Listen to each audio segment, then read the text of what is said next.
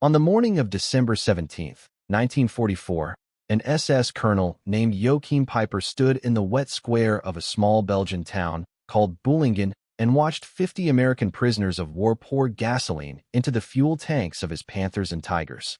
Peiper was 29 years old. He commanded the lead armored spearhead of the 1st SS Panzer Division, the Lives Dart, the personal bodyguard regiment of Adolf Hitler. And he had begun this offensive less than 24 hours earlier with only half the fuel his tanks needed to reach their objective. The town square he stood in had been in happier days the local cattle market. Now it was filled with the smell of high-octane American gasoline and the silence of frightened young men in olive drab being made to refuel the tanks that had just killed their friends. 8 months later, in a prisoner of war compound at Freising in Bavaria, an American interrogator named Major Kenneth Heckler sat across a table from this same Joachim Peiper. Heckler was a historian in uniform. He had come to take Peiper's complete account of those 9 days in the Ardennes, and toward the end of a very long interview, Heckler leaned forward and asked Peiper a question that changed the way historians have thought about the Battle of the Bulge ever since.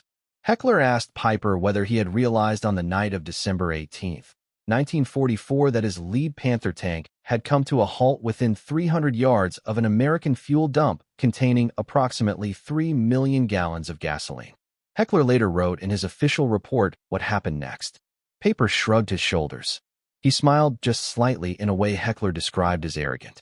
And then the SS colonel whose battle group had committed the Malmedy massacre 8 months before answered in English. 2 words. He said, "I am sorry." That moment in that room in Freising is the moment this story is really about. Because the question is not why the Germans lost the Battle of the Bulge. Every honest German general from Gerd von Rundstedt down to a corporal in a half-track knew the offensive was doomed before it began. The question is why captured German soldiers walked through American supply depots after the surrender kept saying the same thing over and over again. Why men who had fought from the gates of Moscow to the Caucasus oil fields stood in front of American fuel dumps and could not believe what they were looking at. The answer to that question lies in 2 numbers. The Germans started the Ardennes offensive with roughly 4 million gallons of motor fuel for the entire operation. A single American First Army fuel dump in the woods between Spa and Stavelot held between 2 and 3 million gallons of gasoline. 1 depot in 1 piece of forest in 1 quiet corner of Belgium. This is the story of how that gap between those 2 numbers killed Hitler's last hope, and how a young SS colonel named Joachim Peiper walked, drove, and finally crawled past mountains of American gasoline he did not even know existed. By the autumn of 1944, the German war machine was running on fumes in the most literal sense possible. The Allied bombing campaign against German synthetic fuel production had broken the back of the Reich's energy economy. In April of 1944, Germany's synthetic fuel plants had produced 316,000 metric tons of fuel in a single month. By September of 1944, that figure had collapsed to 17,000 tons. That is not a decline. That is a 95% destruction of a nation's strategic energy base in 5 months. The man who oversaw German armaments and war production, Albert Speer, sent a memorandum to Adolf Hitler on the 30th of June, 1944. In it, Speer wrote that the enemy had succeeded in increasing German aviation gasoline losses up to 90% by the 22nd of June. After the great oil raids of May 12th, Speer recalled that Hitler had said something that in hindsight sounds almost suicidal. Hitler said the enemy had struck Germany at one of her weakest points, and that if the Americans persisted, Germany would soon have no fuel production worth mentioning. Then Hitler added that his one hope was that the other side had an Air Force general staff as scatterbrained as his own. The Allies, of course, did not. By December of 1944, the Wehrmacht had end-of-year aviation gasoline reserves of 146,000 tons. 12 months earlier, that figure had been 440,000 tons. 67% of the Reich air fuel reserve had simply vanished. And yet, in this catastrophe, Adolf Hitler decided to launch the largest German offensive in the West since the fall of France in 1940. The plan was called Wacht am Rhein, Watch on the Rhine. The objective was Antwerp, the great Belgian port through which the Americans and British were now landing the supplies that were strangling Germany. 3 German armies, 2 of them panzer armies, would smash through the thinly held Ardennes forest, cross the Meuse River, and drive 125 miles northwest to seize Antwerp and split the Allied armies in half. The Supreme Command had promised the assault forces approximately 4 million gallons of motor fuel from the Führer Reserve, the sacrosanct strategic stockpile. The Chief of Operations, General R. Alfred Jodl, confirmed this allocation in his post-war interrogation. The reality on the ground was different. The OB West Chief Armored Officer, General H. Stump, told American interrogators in 1945 what had actually happened. Stump said the bulk of the fuel reserves were located along the Ree River, and once it snowed, those reserves could not be brought forward because of the intolerable road conditions. The trains could not run. Allied fighter bombers ruled the daylight skies. The fuel that Hitler had promised was sitting in rail yards 200 m east of where it was needed. On the 14th of December, 1944, 2 days before the offensive was to begin, the commander of the 1st SS Panzer Regiment, Joachim Peiper, attended a division conference at a small town in the Eifel Hills called Tondorf. There he heard the regimental commander, Wilhelm Mohnke, deliver a piece of news that would shape everything that followed. In his interrogation 8 months later, Peiper recalled what Mohnke had said. 2 train loads of gasoline, urgently needed for the offensive, had not arrived, and because of that, orders were issued to all units to supply themselves with captured gasoline. Let those words sit for a moment. A regimental commander of the Waffen-SS was being told in advance that his offensive would have to refuel itself from American supply depots it had not yet captured. The next day, the 15th of December, Peiper attended a Corps-level conference. There, the Chief of Staff of 1st SS Panzer Corps, a man named Lehmann, announced that the expected gasoline still had not arrived, but that the Führer had insisted the offensive would begin on the 16th, notwithstanding.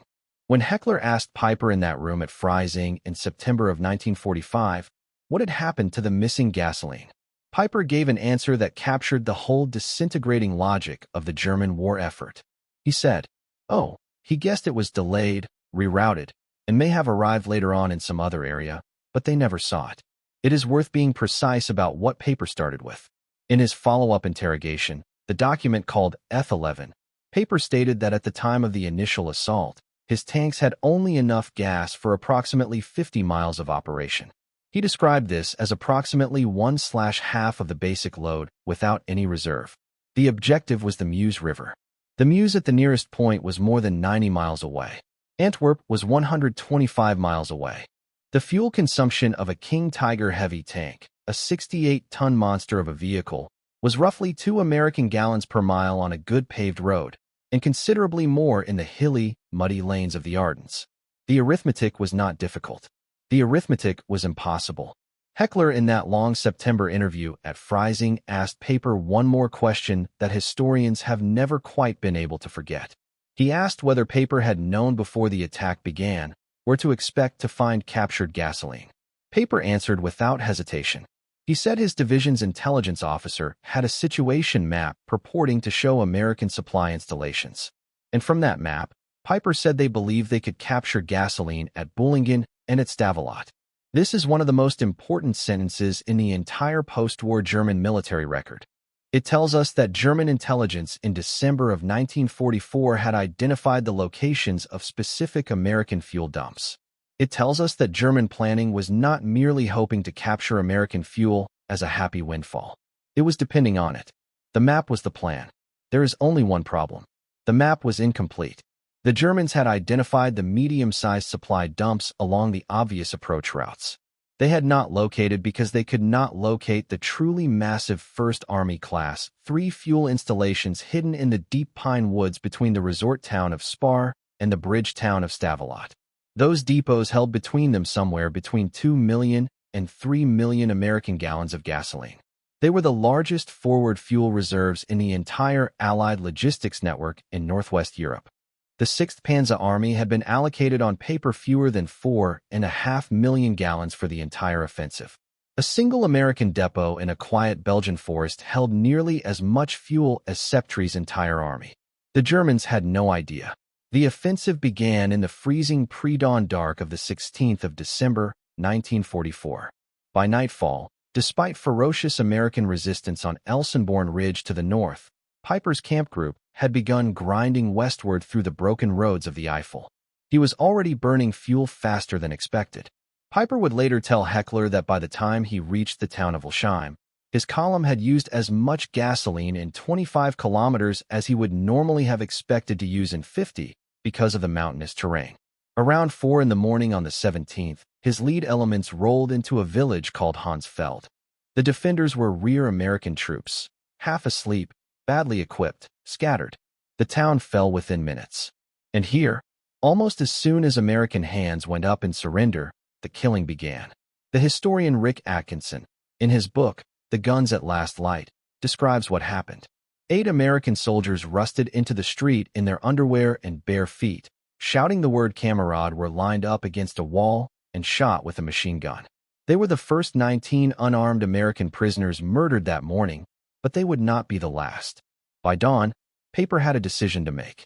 His assigned route ran westward toward the village of Schoppen on a poor dirt road bogged in winter mud. But there was a better paved road north through Bullingen. As Piper would later admit to Heckler, one thing influenced his decision. He had been told that an American gasoline dump existed at Bullingen, and his unit, he said, was already running low on gasoline. Paper diverted north. Around 7 in the morning, his Panthers and half-tracks rolled into Bullingen. The defenders were stunned. The town held elements of the headquarters of Major General Walter Lauer's 99th Infantry Division, the quartermaster company of the 2nd Infantry Division, and a scattering of artillery liaison troops. On a hastily cleared field on the edge of town sat about a dozen L-4 Cub light aircraft, the unarmed spotter planes American artillery officers used to direct fire. German machine gunners walked along the airstrip and rad each one in turn, and then they came to the fuel dump. The exact figure Paper captured at Bullingen, as he himself stated it under interrogation, was 200,000 L. In American measure, that is approximately 50,000 gallons of gasoline. What Piper did next, he described to Heckler in 2 short sentences. He said, "Of course, they found it. They captured 200,000 L in Bullingen and used 50 American prisoners to fill all of their tanks." This, Paper said, was a lucky break. Atkinson found the records of that scene. Several American soldiers hiding in a cellar of a house on the edge of town strangled their pet dog to keep her from barking. 200 other men were rounded up before being marched east to prison cages. Those GIs were forced to fuel the Panzers with 5-gallon jerkins in the open square at the center of town, the square that in happier days had served as the local cattle market. For 2.5 hours, somewhere between 7 and 10 in the morning, Joachim Paper stood in that square and watched American boys hand pour American fuel into the tanks that would carry him deeper into Belgium. Then the column moved on. Before the Germans left Bullingen, they murdered 50 more unarmed American prisoners of war. The figures from the post-war Senate investigation of the Malmö massacre, the official record catalogued at the National Archives, are exact. 19 at Hornsfeld, 50 at Bullingen. The killings would continue all day. About 2.5 hours after leaving Bullingen, Paper's lead column rolled to a stop at a country crossroads called Bonds just south of the town of Malmö.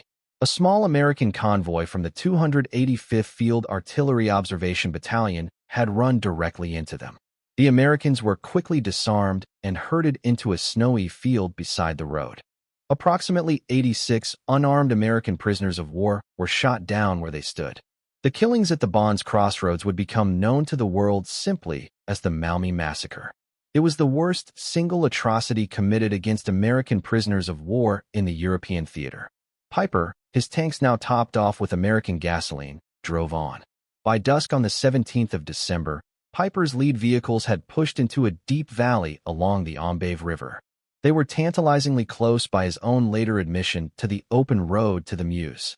They had moved nearly 30 miles in a single day, an extraordinary advance for an armored column in winter terrain. The combined American defense north of him was being shredded. And here, less than 3 miles east of the village of Stavelot, Joachim Paper made the single decision that would in the end doom his entire campaign. He stopped for the night. The hour was dusk. His tanks were tired. His men had been awake for nearly 48 hours. The lead bridge over the Inlave at Stavelot lay ahead in the fading light, defended by at that moment almost nothing. Piper would later admit, with the bitterness of hindsight, that had he pushed on through the night, He would have crossed the bridge without serious resistance and rolled straight into the heart of the American supply zone. He did not push on. He halted. This was the single greatest American break of the entire Ardennes campaign, because 18 miles north of where Peiper had stopped in the dark forests around the village of Francoun and along the road south from Spar lay between 2 and 3 million gallons of American gasoline. The official Army history written by the historian Hugh Cole and published by the Center of Military History in 1965 is precise about what was there. Cole wrote that the most important item in that region was the great store of gasoline, over 2 million gallons in dumps just north of the two towns. The British historian Peter Caddick-Adams in his Ardennes account Snow and Steel goes further. Caddick-Adams describes United States Fuel Depot No. 3 on the road from Francorchamps to Stavelot as containing up to 3 million gallons of gasoline. The fuel was not in tanks. It was stacked in 5-gallon American jerkins, hundreds of thousands of them piled in long lines under the cover of the pine trees along a 5-mile stretch of forest road. Each Jericho was guarded against the weather by trees and against the enemy by a small force of 60 men from the 5th Belgian Fusilier Battalion attached to the American 12th Army Group, plus a single platoon of the 3,814th Quartermaster Gasoline Supply Company of 1st United States Army, 60 Belgian Fusiliers, 1 platoon of Black American truck drivers and gas handlers, 3 million gallons of high-octane fuel, and less than 20 miles south of all of it, sleeping in their tanks in the dark, the lead spearhead of the 1st SS Panzer Division. If Peiper had crossed the bridge at Stavelot on the night of the 17th, the road north was his. He could have rolled up the highway to Franco before dawn. He could have driven his Tigers and Panthers between the endless rows of stacked American jerrycans. He could have refueled an entire Panzer Corps from a single American forest. He could have driven to Antwerp. He did not know it was there. The morning of the 18th of December, 1944 opened with one of those small, almost invisible American actions that decide the fate of armies. Major Paul Solis was an officer of the 526th Armored Infantry Battalion. He had been sent rushing south the previous night to plug whatever hole he could find. By mid-morning on the 18th, with Peiper's tanks now grinding through Stavelot, Solis understood that the road north led to Depot No. 3 and millions of gallons of American gasoline. He had perhaps an hour before German reconnaissance might come up that road. What Solis did has become one of the iconic small unit acts of the Western War. Hugh Cole in the official Army history describes it in language that is deliberately spare. Solis seized some of the gasoline from the Francoeur dump. He had his men pour it out in a deep road cut where there was no turnout. He set it ablaze. The result, Cole writes, was a perfect anti-tank barrier.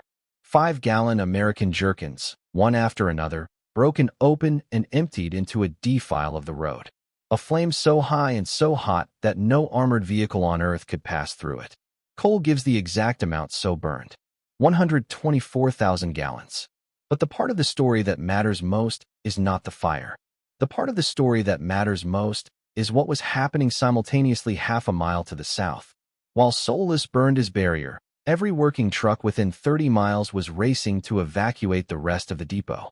A private first class named Theo Layer of the 3,814th Quartermaster Gasoline Supply Company later gave testimony preserved in the Belgian Veterans Archives about what that evacuation looked like. Lauder said the evacuation of the fuel was being carried out, that there were trucks from just about every unit in 1st Army, and that most of the fuel was safely removed. A captain named Joseph Wilson of the 5th Corps Quartermaster Section commandeered every truck he could find under written authorization and evacuated approximately 2 million gallons of petroleum products to a railhead farther in the rear. A sergeant of the 147th Signal Company attached to the 7th Armored Division, named James Duncan, gave a combat interview on the 31st of December, 1944. He described how a Lieutenant Combs had discovered an abandoned ration dump and a gas dump of about 1 million gallons, and how, in his exact words, a colored trucking outfit with large trucks was loading and carting away the cans of gas. That colored trucking outfit was almost certainly a quartermaster truck company of the kind that had been driving the Red Ball Express, the great American supply lifeline of the previous autumn. By the time the 83rd day of the Red Bull Express ended on the 16th of November, those mostly African-American truck drivers had hauled to 193 tons of supplies forward from the Normandy beaches. On the 18th of December, they did it again on a smaller scale in a single afternoon, with German tanks audible in the next valley. It is one of the unsung facts of the Ardennes campaign. The men who saved the great fuel reserve at Francoeur on the day the Battle of the Bulge hung on a single roll of dice were largely black American truck drivers working under fire in the cold of a Belgian forest while their flag refused to acknowledge them as full citizens at home. While Solis was burning his barrier and the trucks were running, the rest of the 18th of December was deciding Peiper's fate in another way entirely. Peiper, having turned west out of Stavelot rather than north up the Francoeur road, was now running into a series of American engineer battalions that would simply not let him cross water. At 11:45 in the morning near the town of Tropon, a captain named Sam Scheiber of C Company, 51st Engineer Combat Battalion, blew the Amble River Bridge in the face of Peiper's Lead Panther. A lone 57mm anti-tank gun from the 526th Armored Infantry Battalion got off one shot. It hit the Lead Panther. 4 American gunners were killed by the German return fire. They had bought the engineers their minute. The bridge went down. Peiper's first westward route closed. Peiper turned north along the Amblev, then west again, looking for another crossing. Around 1 o'clock in the afternoon, low cloud broke just long enough for a flight of American P-47 Thunderbolts and British Typhoons to find his column in the open near the village of Shore. They destroyed approximately 12 vehicles, including 2 Panthers. And then at 4:45 o'clock in the afternoon came the most famous of the engineer fights. A young first lieutenant named Alvin Edelstein of a Company 291st Engineer Combat Battalion blew the timber trestle bridge over the Liane River at Habiemont just as Peiper's Lead Panthers came around the bend. According to multiple German post-war accounts, including those collected by Peter Caddick Adams, Peiper screamed 3 words at the burning timbers across the gorge. He said in German, "Diese Vamp Engineer, those damned engineers." He turned back toward the river valley, took shelter for the night in a Belgian aristocrat's shadow called Freud Cour, and began to understand that night that the road to the Meuse was closing. Just before midnight, 20 miles to the south, a Captain Leland Cofier of a Company, 105th Engineer Combat Battalion of the 30th Infantry Division, dropped the stone bridge over the Amble at Stavelot with 2,050-pound boxes of TNT. When the Associated Press reporter Hal Bohl reached him hours later and asked whether any German tank could now ford the river there, Cofier gave him a sentence that ended up in newspapers across the United States. Cofier said, "No German tank can jump that." Peiper on the morning of the 19th of December was trapped. He had a Panzer division on the western side of a series of blown bridges with the Americans now in his rear, his communications cut, his Luftwaffe air supply drops mostly landing in American hands, and his fuel state critical. He still had no idea that in the pine forests north of Stavelot that his lead troops had never reached, millions of gallons of American gasoline were being trucked away to the rear, jerkin by jerkin, loaded onto the beds of Quartermaster Corps Studers, and driven east in convoy, while a few hundred yards of high-octane flame in a deep road cut kept any opportunistic German pushed to the north on the wrong side of a wall of fire. To understand the cognitive shock that captured Germans experienced when they finally saw the inside of an American supply zone, you have to look at the numbers on both sides. By December of 1944, a single American armored division in active combat was burning approximately 100,000 gallons of motor fuel every day. During the Great Pursuit across France in August and September of 1944, General George Patton's 3rd United States Army had on certain days consumed 800,000 gallons of fuel in a single 24-hour period. The American supply lifeline that fed this consumption was a wonder of industrial logistics. From the 25th of August to the 16th of November, 1944, the Red Ball Express truck convoy system had run continuously, 83 days, with at peak nearly 6,000 trucks on the road, hauling 412,000 tons of supply forward to the armies. Across the English Channel, the British engineers had laid down 17 separate undersea pipelines, collectively known as Pluto, Pipeline Under the Ocean, which by the end of the war had pumped over 200 million American gallons of fuel from England to France. The newly opened port of Antwerp had 498 storage tanks on 208 acres of dockyard, with a combined capacity of 124 million gallons of petroleum products. Now look at the German side.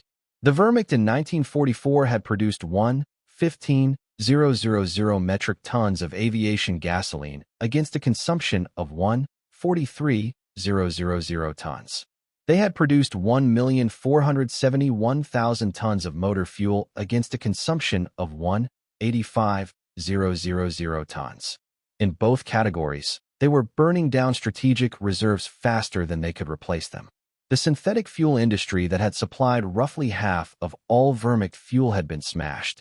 The Lohner plant, the largest single producer in the Reich, had been hit by 22 raids, 6,552 bomber sorties, and 18,328 tons of bombs in a single year, and had operated on average at 9% of its capacity.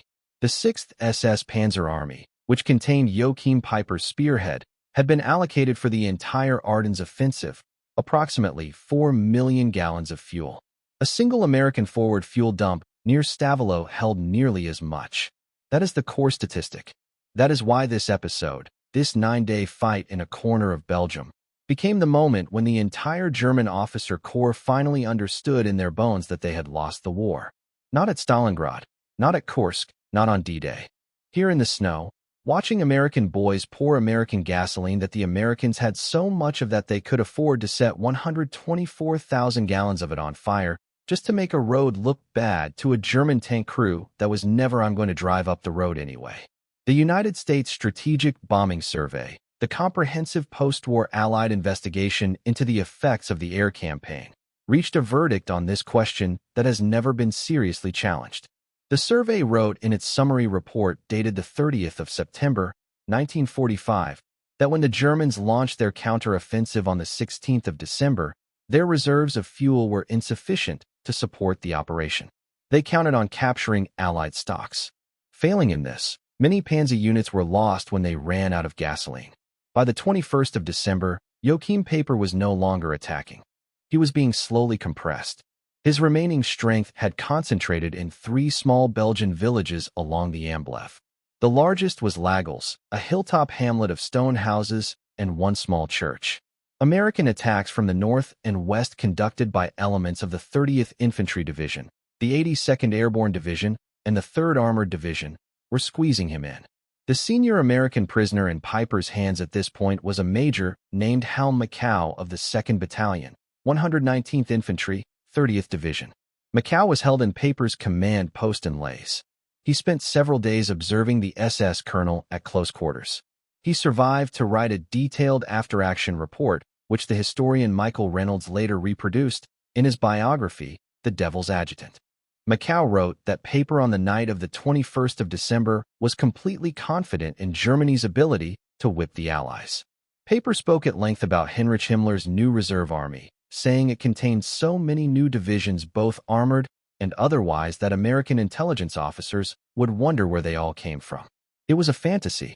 By the 21st of December, the 6th SS Panzer Army was already breaking on the steel rim of Elsenborn Ridge. The 12th SS Panzer Division had been gutted by the dug-in defenders of the 99th Infantry Division and the artillery of the 2nd Infantry Division. The 5th Panzer Army to the south was making more ground, but it too was running out of fuel and time. Across the entire front, the Great Offensive had bulged forward 50 miles into the Allied lines, but had failed to take a single one of its operational objectives. On the 23rd of December, 2 things happened that ended any possibility of German victory. First, the weather cleared. The fog that had grounded Allied tactical aviation for a week burned off. By mid-morning, the sky over Belgium filled with the distinctive engine note of thousands of P-47 Thunderbolts, P-38 Lightnings, B-26 Marauders, and British Typhoons. German columns on every road were being slaughtered from the air. The German chief armored officer, Horst Stump, would later tell his American interrogators that the Allied air attacks had laid bomb carpets on the roads and railways and throttled an already inadequate supply system. Second, at 2 o'clock in the afternoon, the regimental commander, Wilhelm Mohnke, gave Peiper permission to break out. At 5 o'clock in the afternoon, formal orders came from Corps. Peiper was to break out to the east with his vehicles and his men. Piper read the order and immediately understood, as he later told Heckler, that the only chance was to break out without vehicles and without the wounded. In the early morning hours of the 24th of December, 1944, Christmas Eve, the soldiers of Camp Grouper Paper placed demolition charges on every armored vehicle they had left. At 1 o'clock in the morning, they assembled in the village square at Lagos, approximately 800 men on foot. They walked out into the woods. What they left behind in the small streets of Lagos and in the villages around it became the most photographed German equipment graveyard of the Western War. The exact tally, compiled by Belgian historian Gerard Gregoire and now housed at the Musée, December 1944 in Lagos itself, is preserved in the records. 6 King Tigers, the 68-ton heavy tanks that were supposed to break through to the Meuse, 13 Panthers, 7 Panzer IVs, 47 half-tracks, 6 self-propelled 15-centimeters heavy infantry guns, 3 Puma armored cars, 1 Wehrblind anti-aircraft tank, plus dozens of trucks, motorcycles, swim wagon amphibious cars, captured American jeeps. In the surrounding villages, more Panthers, more Tigers. In total, approximately 135 armored vehicles abandoned by a single battle group in a single 9-day operation. Major Macau was with the column when it slipped out of Lays. He wrote that at 5 in the morning they heard the first tank blow up, and inside 30 minutes the entire area formerly occupied by Paper's command was a sea of fiercely burning vehicles. The work of the small detachment Paper had left behind to complete the destruction of all his equipment. What followed for the men who had broken out was a 36-hour forced march through deep snow in sub-zero temperatures with no food, no rest, no chance of resupply. A Luftwaffe flak sergeant named Karl Lahn, who survived the march, left an account of what it was like. Lohr wrote that a burning thirst caused by the dry cold bothered them most. The men, he said, tore the ice-covered snow from the trees and sucked it. Others, he wrote, threw themselves animal-like over each puddle and drank the muck. When they took a 5-minute break, some fell asleep on their feet, did not wake up when the march resumed, and were never seen again in the darkness. On the morning of the 25th of December, Christmas Day, the survivors of KG Group, a Paper, reached friendly lines near the village of Wan. The historian Michael Reynolds, working from the German records, gives the figure of 770 men who crossed back over the SM River out of an original camp group, a strength of close to 5,000. Piper himself, sitting with a doctor that morning, counted only the men he had personally led into Belgium. He said they had left with 3,000 men, and now they had 717. Whichever figure you take, the meaning of it was not in dispute. A battle group that had crossed the start line 9 days earlier as the spearhead of the 1st SS Panzer Division was now reduced to a column of exhausted infantry walking out of a Belgian forest in deep snow without a single working vehicle to its name. 8 months after the wreckage of his Tigers at Lays in September of 1945, Joachim Paper sat at a wooden table in a prisoner of war facility in Bavaria and answered the questions of the American historian in uniform. Major Kenneth Heckler had been sent to collect operational accounts from senior German officers as part of what the United States Army called the Foreign Military Studies Program. Paper was a particularly important interview subject for 2 reasons. First, he had commanded the spearhead of the entire German Ardennes offensive. Second, he was simultaneously under investigation for the war crimes committed at Hansfeld, at Bullingen, at the Bones Crossroads, and elsewhere. The Malmedy massacre trial was coming. Piper knew it. Heckler, in the opening notes of his interview report, was unsparing about the man across the table from him. He wrote that Piper was a very arrogant, typical SS man, thoroughly imbued with Nazi philosophy. He wrote that Paper was very proud of his regiment and division, and was inclined to make derogatory remarks about other units. He wrote that Paper was possibly frightened about his future disposition. And then Heckler wrote a sentence that explains the strange quality of the entire transcript. He wrote that as soon as it became apparent the conversation would be confined to military tactics and not to war crimes, Paper opened up. Paper spoke good English, Heckler noted, and took particular delight in correcting the interpreter. The interview that resulted, which the Army catalogued as F10, runs to dozens of pages of single-spaced transcript, now held by the National Archives in Record Group 549. It is the closest thing we have to a complete operational confession from the spearhead commander of Hitler's last offensive, taken in his own words, with the body of a Panzer division still rusting in the snow behind him. And in that document, on page after page in calm and precise English, Joachim Peiper admits the thing his commanders had refused to admit even to themselves. He admits that the operation had been planned with the assumption of captured American fuel. He admits that he had been told in advance where the American dumps were. He admits that the map he had carried into Belgium had shown him Beulingen and Stavelot. He admits that it had not shown him Fronton.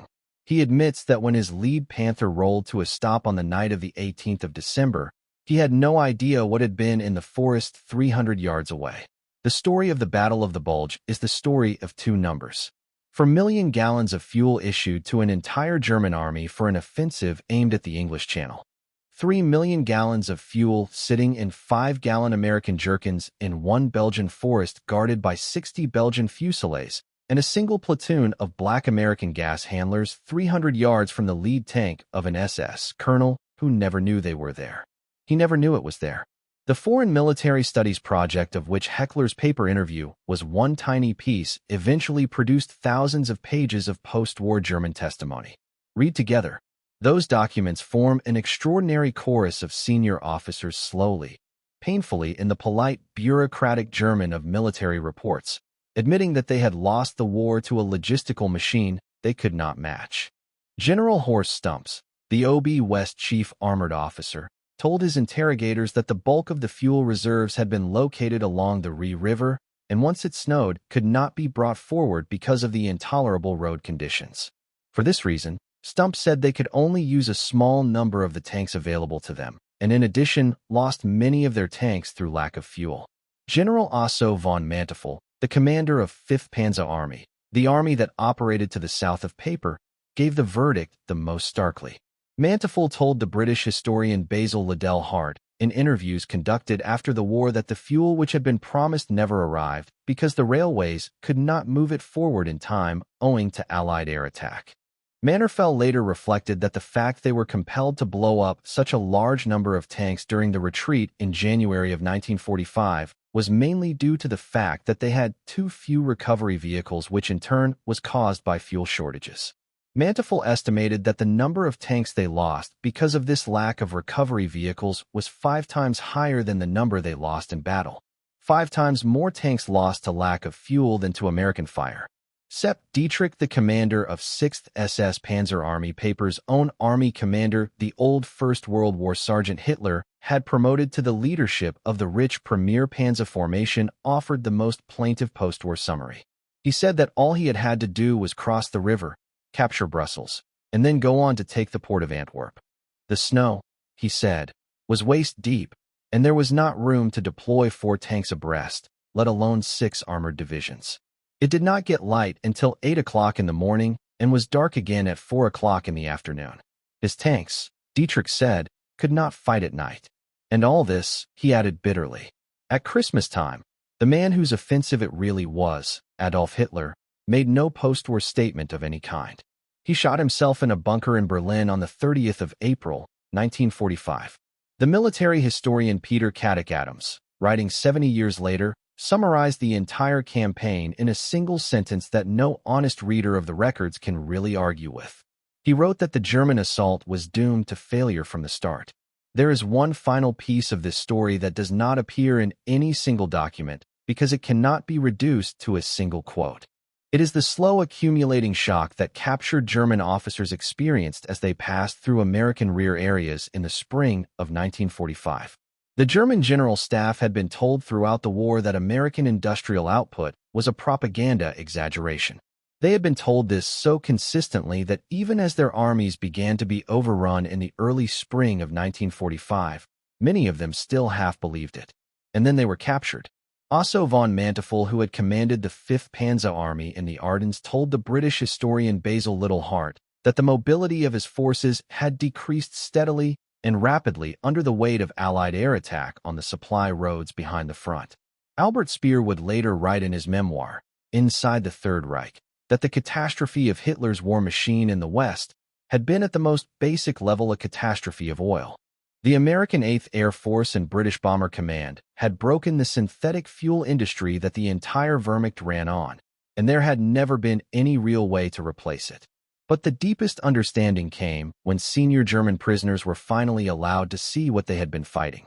The Germans had known in some abstract sense that American production was larger than German production. They had not understood the scale. They had not understood what a single American forward supply depot looked like in the flesh.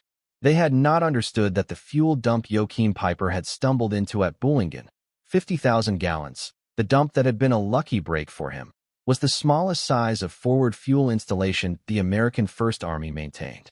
A dump like Franco with up to 3 million gallons of gasoline in stacked jerkins under the pines was in the American supply system simply normal. There were others like it all the way back to the English Channel, fed by pipelines under the sea and by truck convoys running day and night, and by a port at Antwerp that could hold more petroleum products in its tanks than the entire German Reich produced in 3 months of synthetic fuel work. The Germans were fighting from a synthetic fuel base that had produced just 17,000 tons in the month their offensive was launched. The Americans were fighting from a continent. This is the moment that captured Germans in their post-war letters and memoirs and veterans interviews for the rest of their lives kept coming back to. Not the moment of surrender. Not the moment of formal defeat. The moment when they finally saw with their own eyes the size of the American supply tail behind a single American division. What they had been fighting was not an army. It was a continent. That in the end is what cognitive dissonance looks like in the German post-war interrogation files. Joachim Peiper, the commander whose Tigers and Panthers had driven deeper into Belgium than any other unit of Hitler's last offensive, sitting across a table from a young American historian in a prisoner of war camp in Bavaria, hearing for the first time that he had passed within 300 yards of 3 million gallons of American gasoline, shrugging his shoulders, smiling that small, arrogant smile, and saying in his polite English, "I am sorry." He was sorry. He should have been, because the gasoline that he never saw was the difference between an offensive that might have reached Antwerp and an offensive that died in a Belgian forest on Christmas Eve. The Battle of the Bulge was decided in Bullingen at 7 o'clock in the morning on the 17th of December, when 50 American prisoners were forced to pour American fuel into German tanks. It was decided in a road cut south of Franco on the 18th of December, when Major Solis set 124,000 gallons of gasoline on fire to make a road look bad.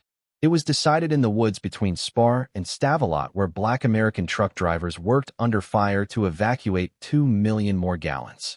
It was decided at the timber trestle at Habiemont, where Lieutenant Adelstein blew a bridge in the last seconds before the lead Panther came around the bend, and then heard the SS colonel on the other side of the gorge scream those 3 words. Those damned engineers. It was decided above all in the empty fuel tanks of the German trains that never reached the Rhine, and in the silent synthetic fuel plants that the American 8th Air Force had broken month after month all through the summer of 1944. The Germans did not lose the Battle of the Bulge to the cold. They did not lose to the snow. They did not lose to the resistance of any one American division, brave as those divisions were. They lost to a logistical machine they had been hearing rumors about for years and refused until the very last moment to believe was real. Joachim Peiper survived the war. He served 11 years in prison for the Malmy massacre before his sentence was commuted, lived in France under an assumed name, and was murdered in his own home in July of 1976 in the village of Treves in eastern France in a fire of disputed origin. His killers were never found. The Americans who burned the gasoline at Franco went home, married their sweethearts, raised families, and mostly never spoke of what they had done that day. Major Paul Solis was awarded the Silver Star and lived a long, quiet life. The Belgian Fusiliers who had guarded the dump went back to their villages. The black American truck drivers of First Army went back to a country that for another 20 years would not seat them at the front of a public bus.